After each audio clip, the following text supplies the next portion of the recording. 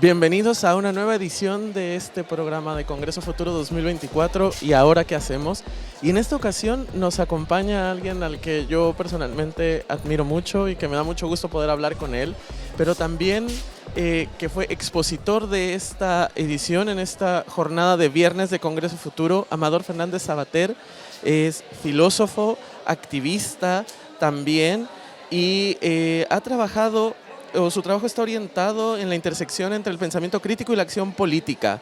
Así que en este día habló en el bloque Doble Clic a la Democracia sobre efectivamente cuáles son los pasos y cuál es un poco una especie de análisis sobre la sociedad actual. Así que bienvenido, Amador, ¿cómo estás? Hola Carlos, ¿qué tal? Encantado de estar aquí. Encantado también de que nos puedas acompañar en este día viernes.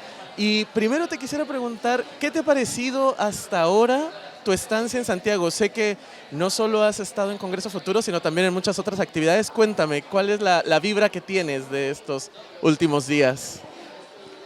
Bueno, ya sabes que a veces uno viaja y hasta semanas después de la vuelta no logras procesar algo de lo que has vivido, ¿no?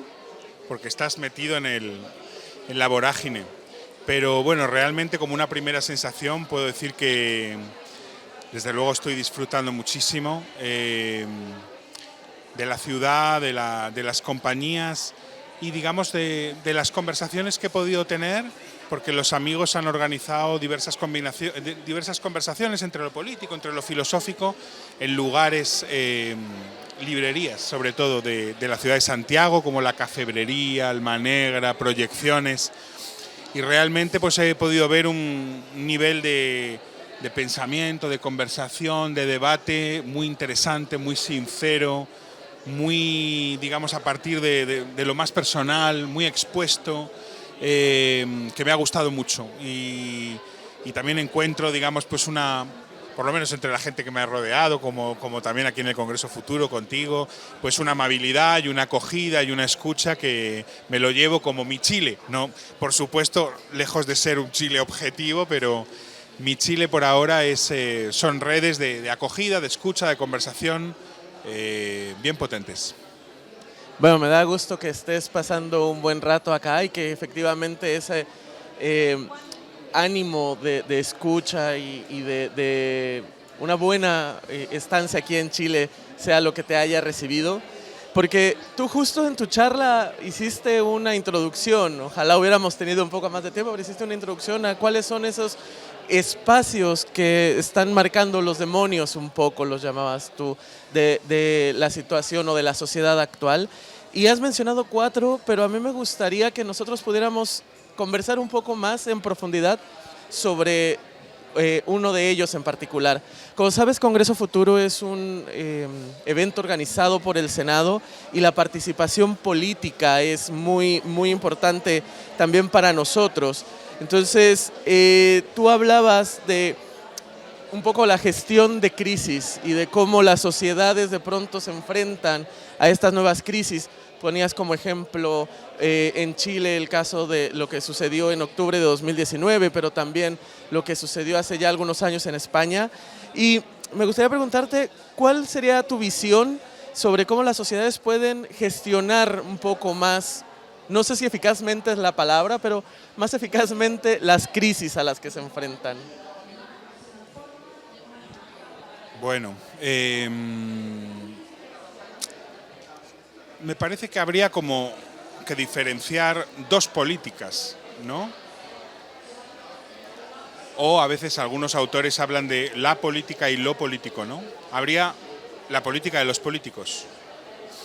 Me parece que la política de los políticos intenta demasiado gestionar la crisis para, digamos, volver a una cierta normalidad. Cuando muchas veces lo que hay que hacer es escuchar la crisis, porque nos está diciendo algo sobre cómo podríamos mejorar la situación, ¿no? Desde lo más personal, las crisis personales, hasta lo más colectivo, un momento de crisis es el momento en que afloran las preguntas y en que afloran también energías que quizá están reclamando un cambio de vida personal, de vida colectiva.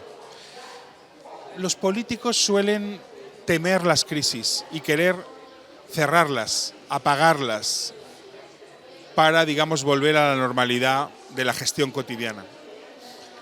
Habría otra política, sin embargo, que es la política que hace la gente, esto que hemos llamado lo político, y serían estas expresiones como el estallido o esa política, digamos, que se hizo en las plazas en España en torno al movimiento 15M. Esa es una política de la crisis, es una política que expresa la crisis, es una política que hace crisis en lo establecido, para plantear preguntas, para plantear protestas con respecto a lo que no funciona o funciona muy mal, condenando a gente a una vida en la miseria, en la precariedad, en el sometimiento.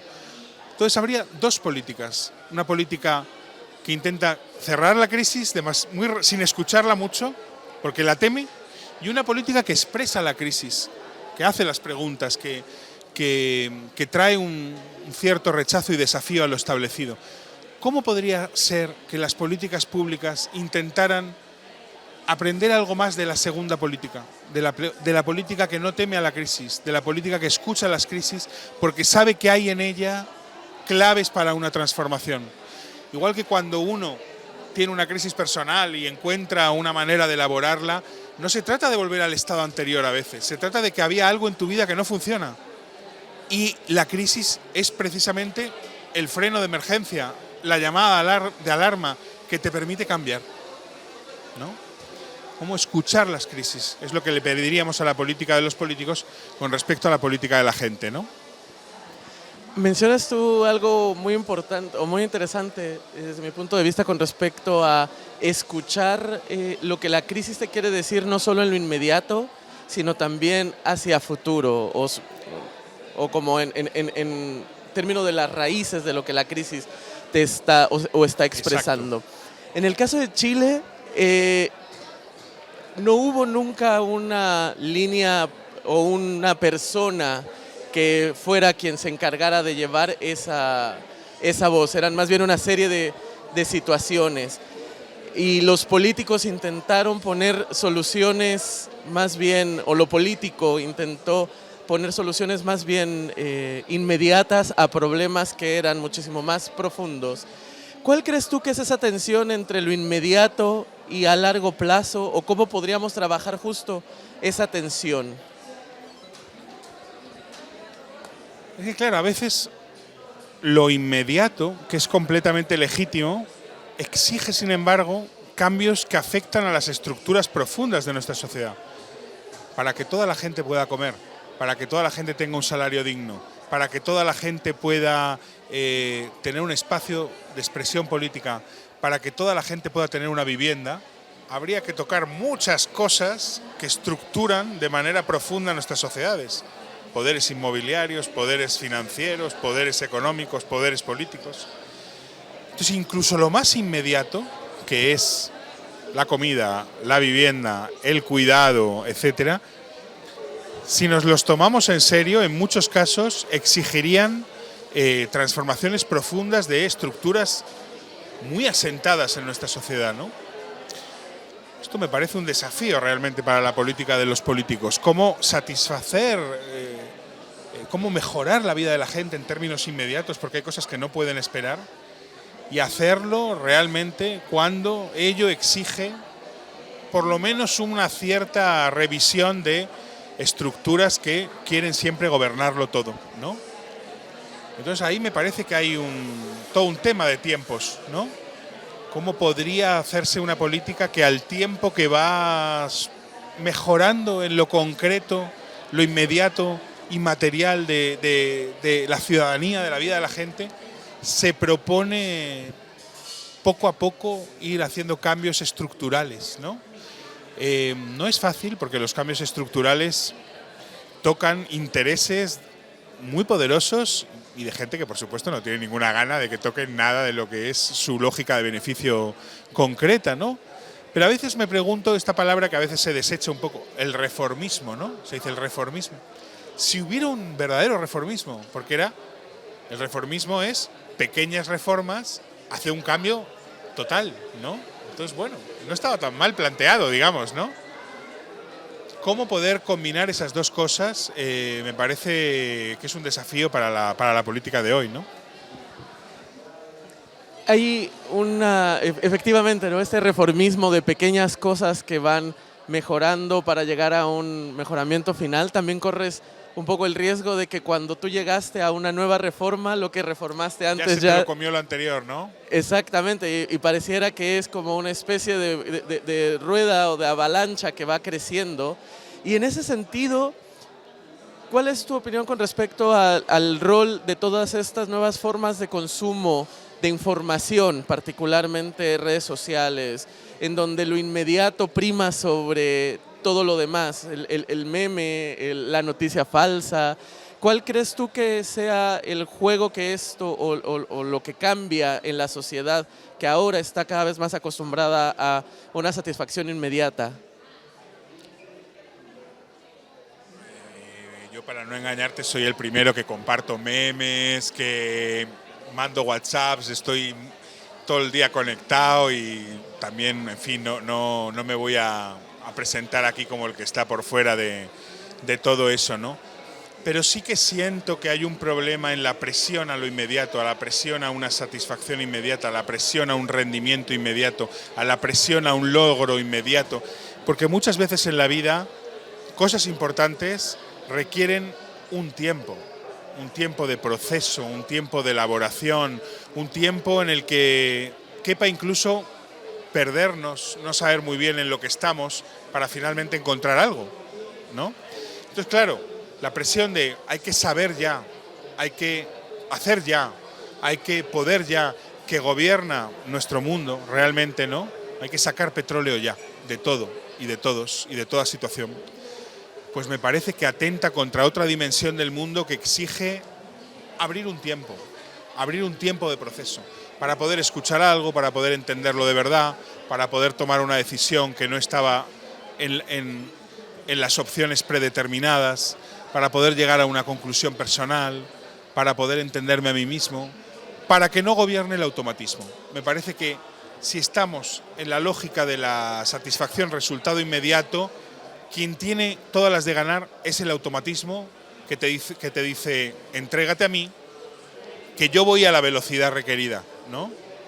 Yo creo que ahí tenemos que tomar una cierta distancia para poder abrir espacios en los que muchas veces no sabemos qué está pasando, no sabemos qué pensamos, no sabemos qué decidir, como puede ser a la hora de decidir un trabajo, un amor, un viaje, las cosas importantes de la vida, pero que nos requieren un tiempo para poder tomar una decisión propia que no sea una decisión automática. Entonces, digamos, contra la violencia de los automatismos, que es una violencia de la felicidad, de la velocidad, que es una presión, digamos, a lo inmediato, tenemos que ser capaces de abrir tiempo de proceso, abrir tiempo de que otras cosas puedan ocurrir, abrir un tiempo de no saber, ¿no? Un tiempo de escucha. Muy interesante esta reflexión. Vamos a hacer una pequeña pausa, pero vamos a volver con otras preguntas y para seguir conversando. Y bueno, volvemos en un momento para seguir hablando con Amador Fernández Sabater, filósofo y activista que participa en Congreso Futuro 2024.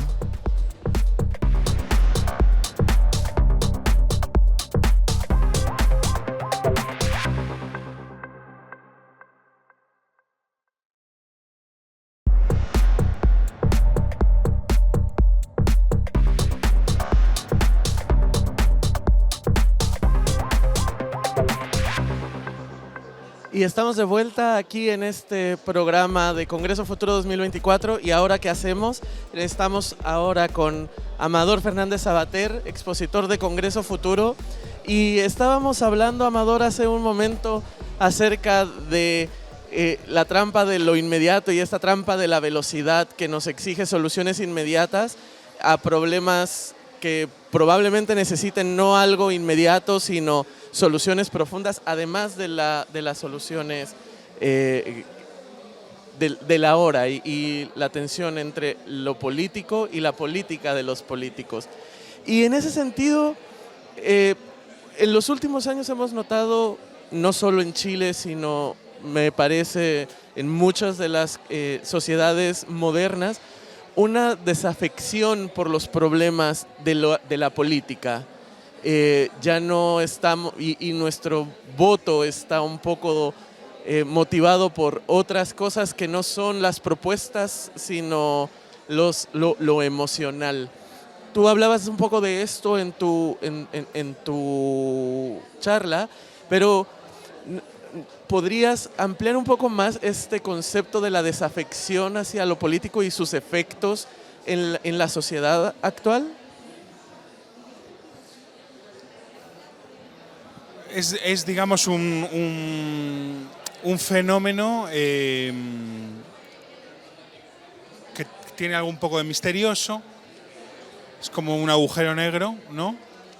No sé mucho de los agujeros negros, seguro que aquí hay un montón de científicos que nos podrían ayudar, pero digamos, esta especie de lugar que imanta un montón de, digamos, de energías, ¿no? Y se las traga, no se sabe hacia dónde. Y me parece que de alguna manera lo podríamos tratar de pensar como una fuerza implosiva de retirada de las energías de lo establecido. Lo establecido es también la democracia, una democracia atravesada por el mercado, ¿no?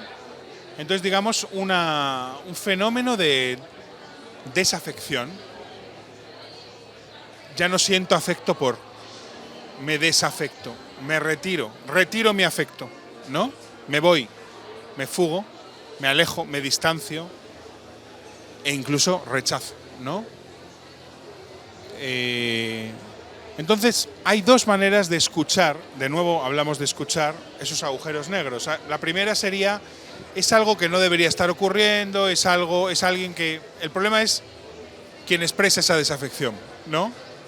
No están bien educados, no están bien cultivados, no se interesan, son perezosos, ¿no? Y otra manera de escuchar es intentar captar si tiene sus razones ese fenómeno, esa retirada, ¿no? Y entonces eso nos llevaría a cuestionar si la calidad de nuestra democracia y la cualidad de nuestra democracia, ¿no? Si hay esa energía de retirada, de no participación, de abstención, de no voto, de rechazo, que podría tener que ver con lo que ha pasado en Chile, este proceso tan misterioso de que haya un no para una propuesta de reforma de la Constitución hacia la izquierda y un no hacia la propuesta de reforma de la Constitución de la derecha, pues si tendríamos, en vez de que decirle, bueno, que la gente está engañada, manipulada, no se entera, no le interesa lo común, no le interesa la política, no participa, no quiere mejorar el mundo, escuchar eso. ¿Qué nos tiene que decir sobre la calidad de nuestro sistema democrático? Esa desafección, ¿no? Esto a nivel general. Es como, yo que estoy dando clases ahora desde hace un año en un instituto, pues hay chicos en clase que son esos agujeros negros también. Están ahí dormidos, ¿no? Realmente. Están ahí dormidos sobre el pupitre. ¿Qué hago yo? Forzarle a que se levanten, castigarlo, reprimirle, regañarle, ¿no? O bien intentar pensar que quizá haya algo de la escuela que mejorar. ¿Qué es lo que motiva la falta de deseo de ese chico en la clase, ¿no? Entonces me parece que esos agujeros negros en lo personal, en lo colectivo, como decíamos antes de las crisis, hay que interrogarlos y hay que escucharlos porque pueden estar expresando déficits profundos de nuestra democracia. La idea de que la democracia finalmente no le sirve a la gente popular, común, cualquiera, para mejorar su forma de vida. De que realmente, como decíamos en España en el 15M, lo llaman democracia, pero no lo es. Porque lo llaman democracia, pero gobiernan otras instancias. De poder económico, de poder financiero, de poder... Eso es lo que me parece que expresa la desafección, que por supuesto luego puede tener muchas salidas distintas, pero que hay que intentar escuchar. Muy interesante esta conversación. Efectivamente, llega un punto en el que pareciera, y también lo mencionaban otros expositores en esta mañana de Congreso Futuro, que hay una tensión entre lo individual y lo colectivo, y parece que de pronto solo lo individual interesa o solo lo individual es importante en toda la discusión, y lo colectivo también nos dice mucho sobre cómo estamos viviendo actualmente.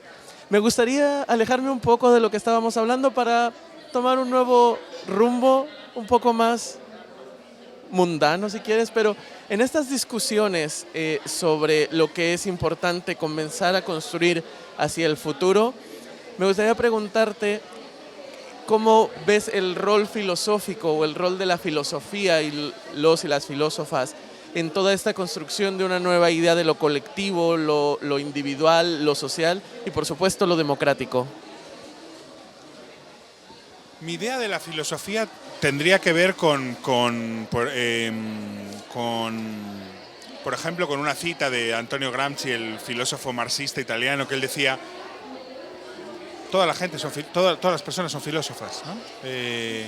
Todo el mundo filosofa, todo el mundo hace preguntas sobre el sentido de las cosas. Entonces, a mí me interesa la filosofía no reservada a una serie de especialistas, de lugares, de academias, sino, digamos, la filosofía en marcha de la gente en la calle, que por cierto es como empezó la filosofía, con preguntas en la calle, con Sócrates haciendo preguntas en la calle, ¿no? A mí esa es la filosofía que me interesa, y realmente la filosofía como arte de la pregunta, en un mundo que está saturado de respuestas, saturado de soluciones, saturado de automatismos que nos dicen es por aquí, es por allá, hay que hacerlo así, hay que hacerlo asá. La filosofía se planta en la pregunta, en la interrupción del automatismo, en el no saber, para poder inventar un nuevo saber. Me parece fundamental, sobre todo cuando se filosofa colectivamente en la calle, en movimientos como Octubre o como el 15M, en los cuales está también la pregunta sobre cómo queremos vivir juntos, ¿no? Me parece que el papel de la filosofía es interrumpir la cantidad de automatismos que guían nuestra percepción, nuestra sensibilidad y nuestra atención, instalar ahí un vacío para poder realmente hacer algo diferente, sentir algo diferente, pensar algo diferente. Y esa es una capacidad que no solo tienen los filósofos, porque filósofo es cualquiera, está extendida entre la gente común, cualquiera puede pensar, cualquiera puede inventar respuestas a los problemas que tiene, a las preguntas sobre el sentido que se hace, el sentido de la vida, el sentido de la existencia, del estar aquí, de la educación, de todo, y ese es el poder de la filosofía. Y a nivel personal, ¿cómo tú ves el futuro? ¿Cuál es tu visión del futuro a 5, 10, 20 años?